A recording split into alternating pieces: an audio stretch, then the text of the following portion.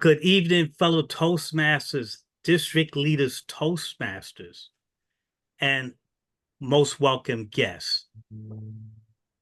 A year in review. I'm trying to inspire you with this past year, and I'm going to do everything possible to inspire you to follow my footsteps. And thinking about as we approach the end of the 2023-2024 Toastmasters year, I found myself reflecting on what this year has meant to me in the role as district director for District 119. It's truly been a challenging, rewarding, and transformative journey. And any superhero would nod their head in approval because that's what it took. Superpowers to navigate through this year. But it was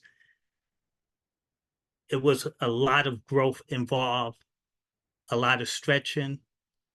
And what I want to leave you with, that this journey and challenges are all worthwhile in the end. And one of the most significant aspects of this reflection is recognizing and measuring my growth over the course of this year. I've come to understand my shortcomings. Many of you probably identified it, particularly when it comes to multitasking. I have no superpowers in this area at all. Challenges in life aren't always pleasant, but they often serve a necessary stepping stone. That's precisely how I view this year.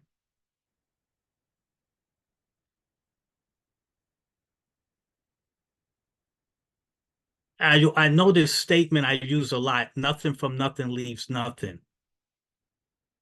While we go through things, you gain nothing unless you go through something. So through these experiences, I've gained a clear vision and purpose. I bolstered my self-confidence, and I renewed my commitment to serving our greater community, our Toastmasters community. And I'll get to that point before, because it's all about serving others. This year has prompted me to ask some poignant questions to myself while I'm jumping on the bed, pulling my hair out. What does all this mean? Why am I challenging myself this way? Why am I doing this? And listen, don't talk about me behind my back, because some of you asked the same questions of yourself when you stepped into roles, or you volunteer for something and you ask yourself, why did I do this? And you have to go through the journey to probably let the smoke clear. The answer for me lied in my desire to help others grow and become better versions of themselves. Being exposed to a diverse and multifaceted members of the Toastmasters community, district leaders, Toastmasters, many of you I'm talking about, incredible. They were incredible examples that enriched my life. If I hadn't stepped into this role, I would have missed out on the interaction with such a variety of inspirational leaders, each bringing unique ideas and perspectives. And I remember when I first stepped up into the role of trio, and I was inspired by Marilyn Sampson, who's also a member of this club, who reached out to me and prompted me to take that step. And I appreciate her for that.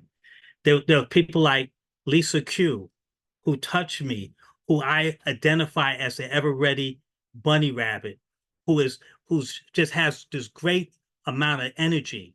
And every time I call her, she inspires me. And she goes, "You can do it! You can do it!" So I moved on, and I kept pressing on because of that inspiration. There was people like Elaine Rogers, who have this solemn demeanor about herself that's respectful. When you ask her a question, it's clear and concise, and she just carries herself in such a model way, and it was inspiring. Jennifer Chen, great inspirations from her, who always gave me sound answers to questions I've had on how to do things and how to approach things.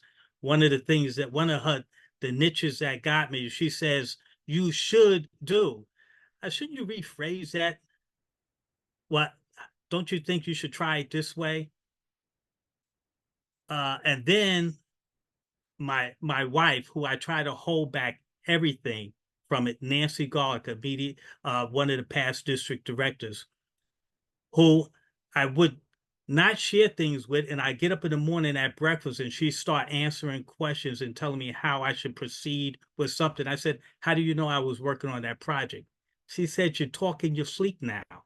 You're talking to Lisa, you're talking to Jennifer, you're talking to everyone in your sleep in Toastmasters. So it was an amazing experience. So communicating with such a diverse group wasn't always easy, many of you know, but it taught me invaluable lessons about acceptance and adaptation. I've learned to acknowledge people's limitations, work within their boundaries, and ensure their self-esteem remains intact. One of the things I proud myself on this year was not to rub anyone wrong, and that recognize that we all have our limitation and we all have our boundaries, and recognize and respect that. Recognizing one's own shortcomings has been a crucial part of my process, helping me to better understand and collaborate with others. The focus of this journey has always been serving and helping others, because volunteering doesn't come with a paycheck. So what is your motivation? Its true reward lies in enhancing the lives of others. This year has equipped me with the tools needed to serve our community more effectively, and the personal growth and fulfillment that comes from service are unparalleled. Together, we faced challenges, we worked on tasks and grown. This experience had shown me the power of collaboration and the transformative impact it can have on all of us. As we conclude this Toastmasters year, I'm filled with gratitude for the opportunity to serve, for this remarkable growth that we have achieved.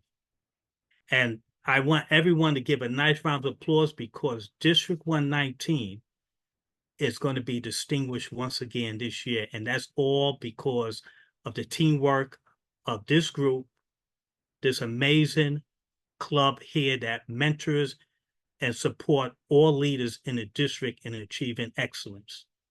Thank you so much, Madam Toastmaster.